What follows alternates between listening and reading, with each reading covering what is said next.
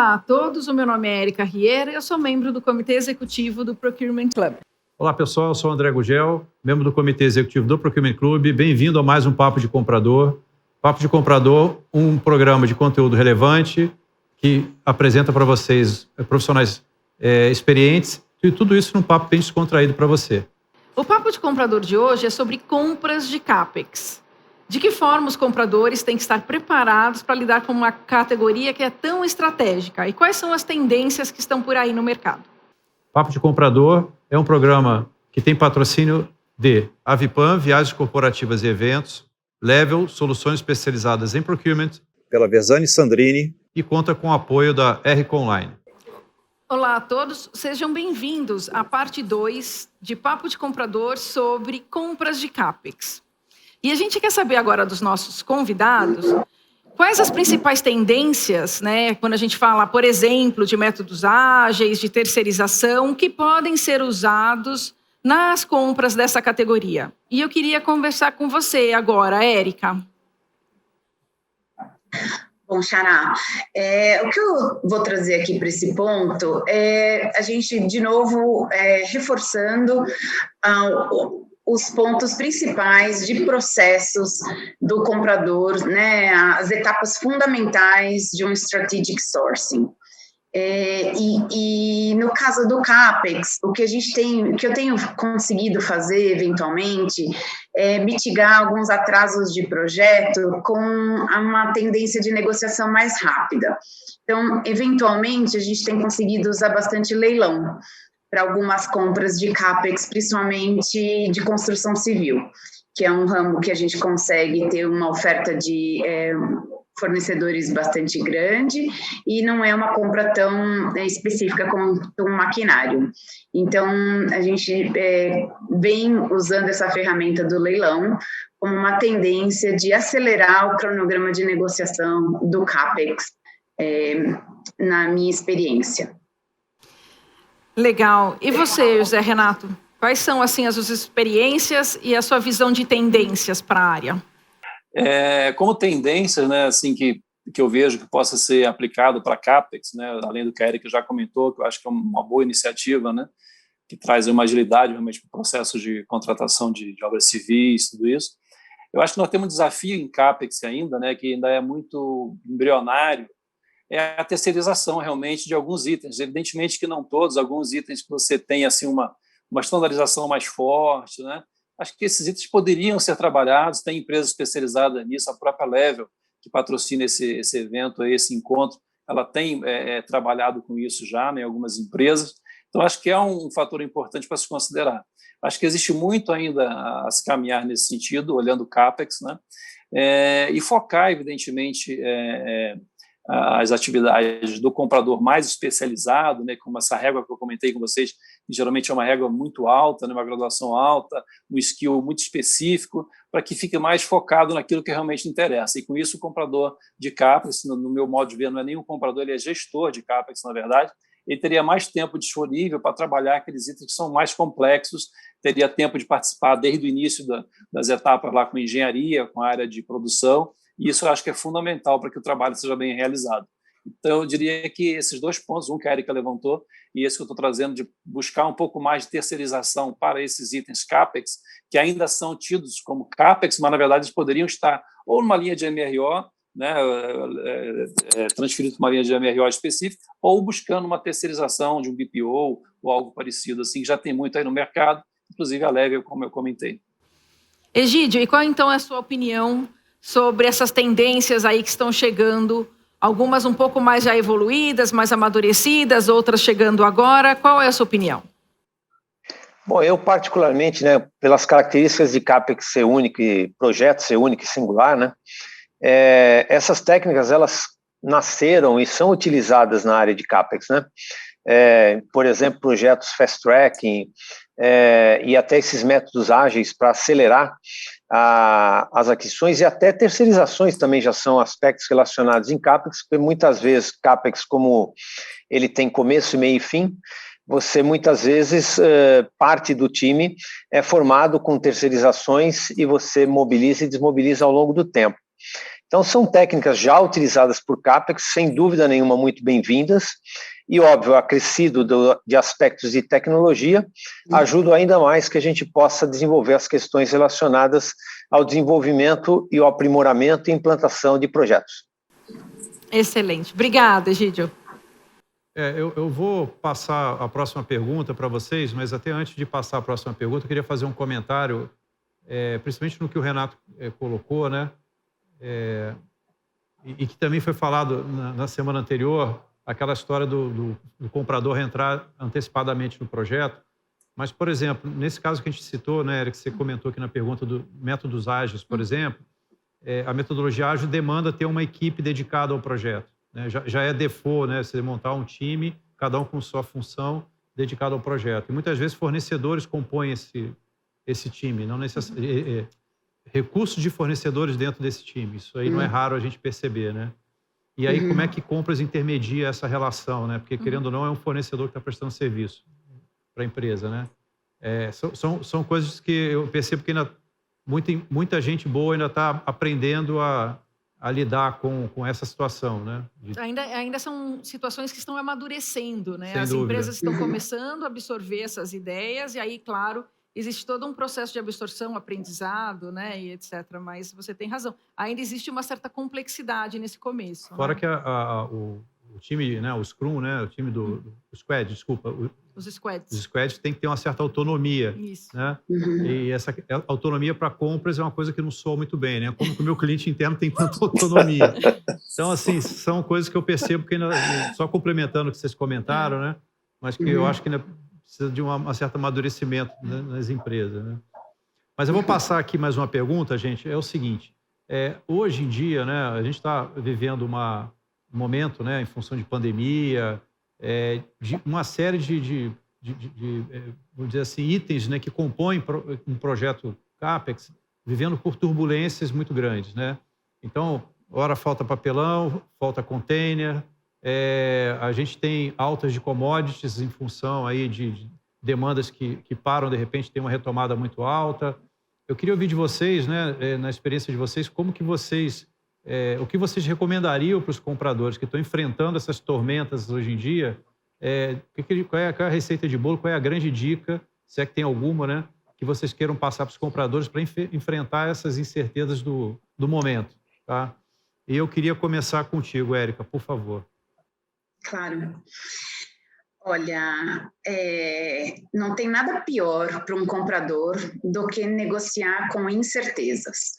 Incerteza para um fornecedor é a mesma coisa que colocar gordura no preço, pessoal. Então, aqui eu podia estar discorrendo sobre os problemas macroeconômicos, da pandemia, do Brasil, do dólar, a gente está cheio de problema. Mas, de uma forma geral, eu queria deixar essa dica para os compradores, sabe? Independente da categoria que você estiver trabalhando, tente sempre deixar o escopo mais claro possível, sem incertezas. Especificamente para o CAPEX, isso pode ser contornado com algumas dicas que eu posso passar aqui, que seriam, por exemplo, dicas de range de variação cambial, por exemplo. Então, você deixa combinado uma variação cambial em contrato e, assim, você mantém um preço fixo em reais. E aí o time de projeto consegue ter uma previsibilidade maior do preço final e atrapalha menos, vamos dizer assim, o custo total do projeto.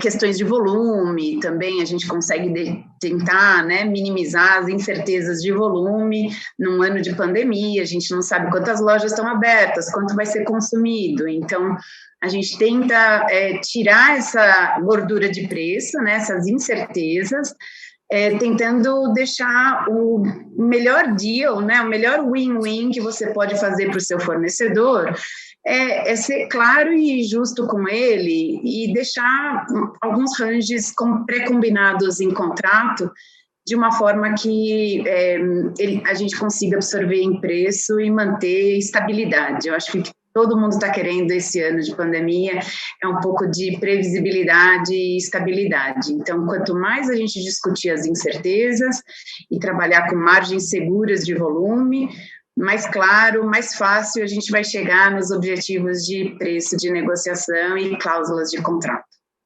Bom, obrigado, Érica. Eu vou passar agora para você, Gídio, a pergunta. A gente quer saber, né, nesse cenário aí de incertezas que a gente está vivendo hoje, alta de commodity, falta de uma opção de coisa, hora tem, hora não tem, a gente não sabe se amanhã vai ter alguma cadeia que vai estar passando por problemas. Enfim, nesse cenário de tanta coisa que muda, na tua visão, o que o comprador precisa fazer? Se é que tem alguma dica, né, que você queira colocar para poder navegar com menos dor nessa atualidade que a gente está passando?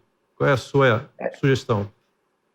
Sem dúvida, a gente vive um momento de extrema volatilidade e incerteza no mercado como um todo, né? Nesses momentos, um conhecimento profundo do negócio onde você está inserido e também do mercado com o qual você está se relacionando, negociando, é fundamental.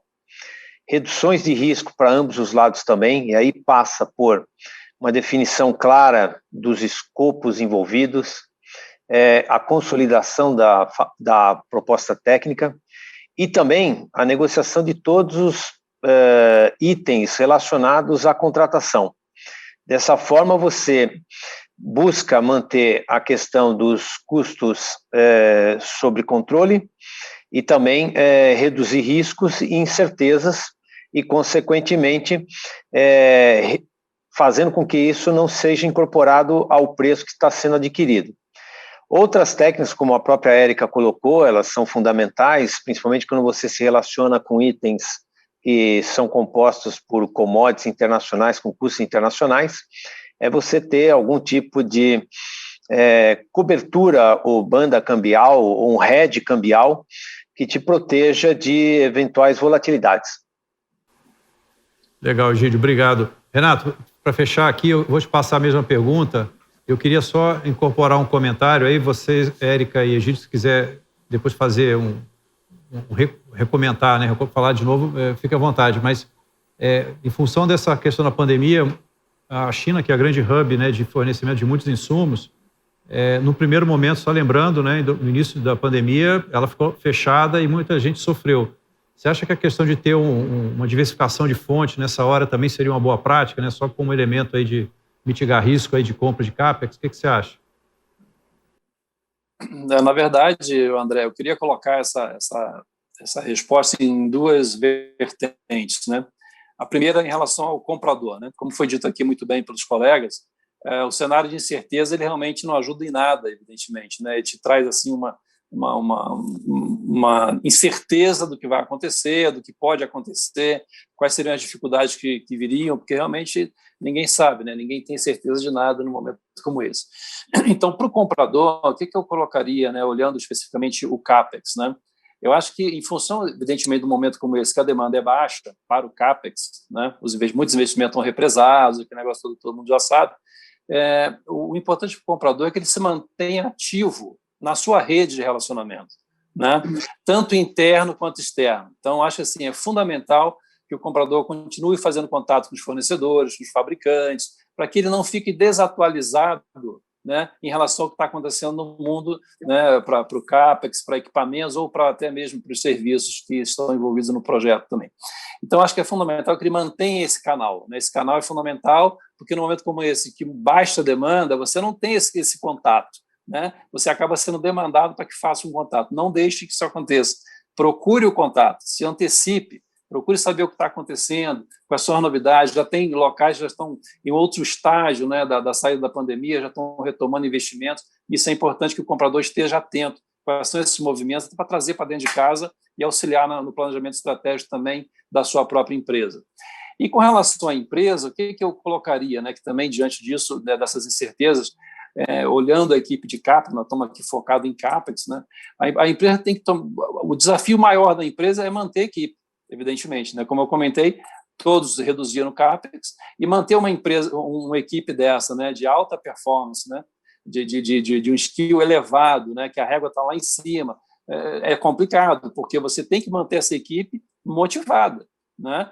Porque ficar revisando, né, ou só fazendo gestão de contratos já existentes, isso não te traz muito desafio. né? E a maioria dos compradores de CAPEX querem desafios, querem estar atuando na ponta, buscando novidades, buscando novas tecnologias para contribuir para a evolução da empresa. Então, o grande desafio para a empresa hoje é manter esse quadro, né? E de que maneira ela poderia manter isso? Aqui vai também, evidentemente, dicas que já foram faladas aqui, tanto nesse episódio quanto em anteriores. O Job Rotation, acho que a gente tem que usar mais o Job Rotation nesse momento de dificuldade do CAPEX, né, em função de volumes, e colocar essa equipe para estar atuando em outros processos, em outras frentes, ou em outras áreas mesmo, para entender um pouco mais, né, como nós comentamos aqui, hoje o gestor de CAPEX tem que entender financeiro, jurídico, contábil, e assim vai. Então, assim, é o momento, né, a oportunidade. Na verdade, já deveria estar, porque esse negócio já vem há um ano. Então, assim, deveria estar aproveitando esse momento para se capacitar cada vez mais. Isso é fundamental para que você tenha, no reinício das atividades de CAPEX, já um preparo maior para que isso seja bem conduzido. Bom, pessoal, o papo está bom, né? Esse é um assunto que é muito importante para os compradores. Tem muito comprador de CAPEX por aí que certamente absorveu muitas dicas e tem assunto aí para mais uns 2 programas, né? Em todos os níveis, né, conforme foi falado aqui, né, em todos os níveis de maturidade das várias empresas, Sem né? dúvida. Desde daquela em que o comprador ele tem que fazer tudo, até aquele em que ele tem apoio, mas está aí todas as dicas para os compradores.